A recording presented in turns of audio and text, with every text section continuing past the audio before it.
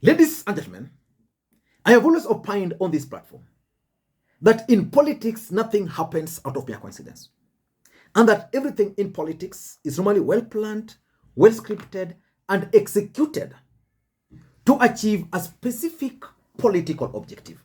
Nothing in politics just happens for the sake of it. Earlier today, Professor Makau Mutua made some interesting tweets on his official verified Twitter handle. This is what Professor Makau Mutua posted. Azimio isn't a forced marriage. Please leave if you can't support the NADCO report, which is the product of the party's agreed democratic processes. Who do you think Professor Makau was addressing in this tweet? And can you divorce Professor Makau Mutua from Raila Odinga? In your own opinion, do you think Makau just posted this as Professor Makau Mutua, or he was speaking for Raila Odinga? And of course, the tweet achieved its objective. Jeremiah Kioni responded by claiming that they're not in Azimio by invitation. And then Professor Makau Mutua then responded to Kioni again. This is what he's saying to Kioni. I will take my brother Honorable Kioni seriously when he and his Kamwene siblings organize Mandamano in the mountain. So I think something is developing in Azimio. And maybe we could do another video on that. What do you think? So let us come for that later. For now, I also want us to look at something which is also developing in Mount Kenya East. That is the Embu, Meru, and Tharaka. There is a story which appeared on the Daily Nation yesterday. And I'm going to quote the Daily Nation because the Daily Nation is a credible newspaper in the Republic of Kenya. This is what the story is saying. Ruto has shortchanged us. Meru MPs say amid talks with Ukambani counterparts. Let me just go through some 2 or 3 paragraphs of this article, because it seems these MPs are dumping William Ruto for Kalonzo Musyoka. And I want to give you the main reasons why they're dumping Ruto for Stephen Kalonzo Musyoka. Now, the story says, this quiet over an alleged road deal within the ruling Kenya Kwanza coalition has prompted Meru MPs to reach out to their Ukambani counterparts to form an Eastern political alliance. I want you to underline that word, Eastern political alliance. It continues, in a move that points to political cracks in Mount Kenya region, the 11 MPs from Meru County, most of whom were elected on the UDA ticket, approached their Kamba counterparts to form a political alliance to champion for common interest. I also want you to underline the word common interest. Let us proceed.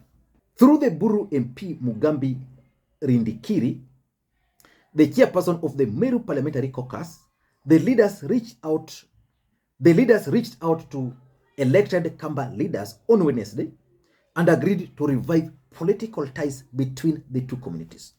So basically they reached out to their Ukambani counterparts to revive the political ties between the two communities.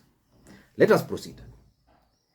Mr. Rindiki asked Kadhiani MPs Robert Mbui to convene MPs from Kitui, Machakos, and Makwiny counties to discuss a broad cross-party political caucus that would bring together leaders from different communities in the former Eastern Province.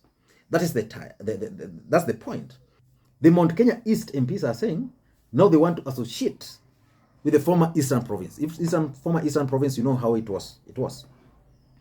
And there's an interesting part here. By the way, Robert Mbui is one of Stephen Kalonzo Musyoka's key allies. And he says, there's a point here, I don't want to go through it. It says somewhere here that in a show of solidarity, 3 Meru MPs represented their colleagues at the funeral of Kilome MPs, Thaddeus Zambia's elder brother in Makwiny on Friday. So it means after those discussions, 3 Meru MPs went to Ukambani for some burial, and probably they addressed the issue. So why would Meru MPs decide to work with Kalonzo Musyoka? Why are they dumping William Ruto? That's exactly what I want us to analyze in this particular video. But before we do that, for those who are watching this channel for the first time, please take a second or two, click that subscribe button so that next time we produce a video like this, YouTube will automatically notify you. And to the subscribers, I want to continue thanking you guys for your continued support. Because without that support, this channel cannot be where it is. Ladies and gentlemen, without any further ado, allow me to dive in. But before we dive in, allow me to also take this opportunity, very briefly, to thank the following people. You are seeing their names on the screen there for the coffee which they sent to me earlier. I'm so grateful because it goes a long way in supporting the channel. You can also do the same using the numbers you are seeing on your screen. Ladies and gentlemen, why do you think the Meru MPs are dumping William Ruto for Stephen Kalonzo Musyoka ahead of the 2027 general election? I want to go straight to the point. Number one, the Eastern Alliance. You see, right now as we speak, there's a high possibility that Stephen Kalonzo Musyoka is going to be a presidential candidate. And not just a presidential candidate. There's the possibility of Stephen Kalonzo Musyoka being endorsed by Raila Amolo Odinga. And should that happen, it means the chances of Kalonzo Musyoka becoming the next president of the Republic of Kenya is so high. But for Stephen Kalonzo Musyoka to succeed, the Eastern Bloc must come together. So personally, I strongly believe that the Eastern members of Parliament, the Mount Kenya East members of Parliament have realized that Kalonzo Musyoka might actually be a presidential candidate. And the ground is actually favoring Kalonzo Musyoka because they are now going to go as Eastern Alliance. Why do you think that's important? Politics, I've always told you, is a game of numbers. If you look at the numbers, let me just take you through a bit of numbers. The three Ukambani counties, that is the Makwiny, Kitui, and Machakos, they have registered votes. The registered voters of 1.7 million. That's not enough for Kalonzo. So which means for Kalonzo Musyoka's bid to be viewed seriously, it has to get support from Eastern. Now the other block will bring close to 1.3 million votes. That is, the Meru has around 772,000 votes, Tharaka has 231 votes, and of course Embu has 314. If you add all those Eastern block, you get close to 3 million. That would be a very good start for Stephen Kalonzo Musyoka. That would be a very good start for Stephen Kalonzo Musyoka. So for me, I'm trying to figure out that the Eastern side have realized that Ruto's presidency has not really favored them. It favors the West. So for them, they now want to align themselves with Kalonzo Musyoka. Maybe because of the proximity to the three Ukambani counties and the regions. So for me, that's number one, the Eastern Alliance. And let me tell you, if that were to happen, I don't think William Ruto will have any luck. I don't think so. And of course, I've always told you here that one of the biggest headache William Ruto is facing is the fact that Raila Odinga and Uhuru Kenyatta might not be in the picture in 2027. He's going to face Kalonzo. And as long as Ruto will be facing Kalonzo, he will not have an agenda to sell to the people of the mountain. That's why the other day you had Raila Odinga telling him to create jobs for Kenyans in the country. Then he went to Mount Kenya to tell them that Raila Odinga is complaining that he's creating jobs outside the country. Because he knows that whatever he's saying, he can only say to the people of the mountain. So with the Raila Odinga out of the picture, the Mount Kenya East MPs are seeing the possibility of Stephen Kalonzo Musyoka emerging strongly. So that's number one. Number two, Kenya Kwanza popularity. Ladies and gentlemen, I've always told you here that William Ruto is likely to be a one-term president. The good news is that today I was listening to my friend Cosmo Choi. He also advised Ruto that unless a miracle is going to happen, he's going to be one-term president.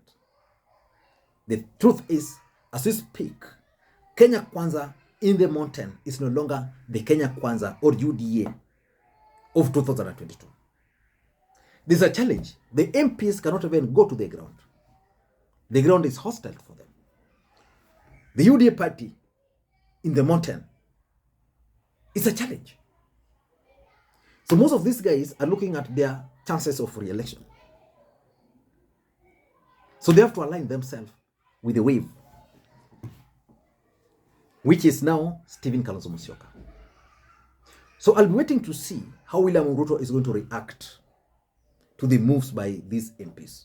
Probably he's going to organize another event in Mount Kenya East or in Meru, where he's going to try to stamp his authority.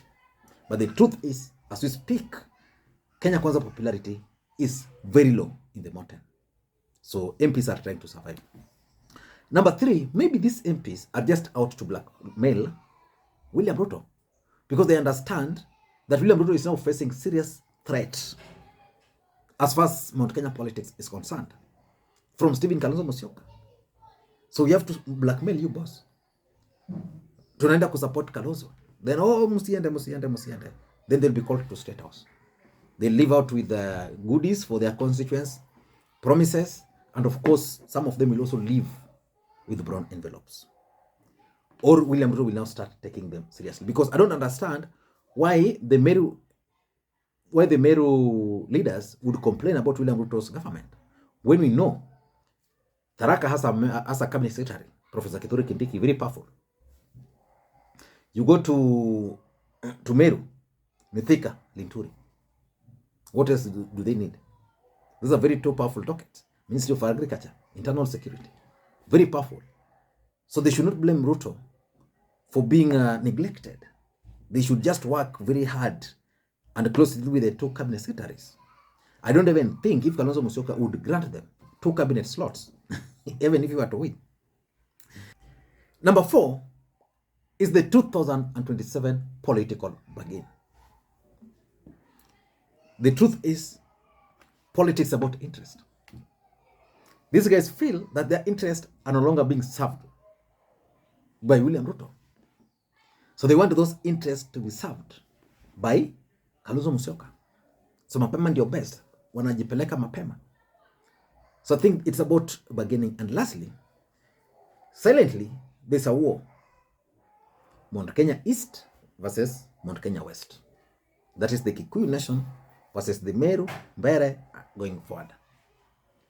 There's a strong feeling that they were shortchanged. In fact, initially, Ruto was supposed to appoint Professor Kithure Kindiki as his deputy. That did not happen.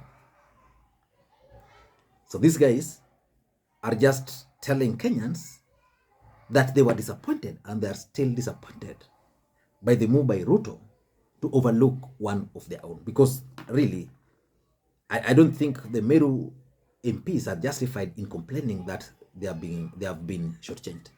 What promises do you think were made to them? Jobs wako nazo. 2 cabinet secretaries. Very powerful dockets. What else do they need? If you look at William Ruto's appointment, Meru, the Mberes, Embus are always there. So it's about politics. Until next time, this is Lee Makwiny. Bye-bye.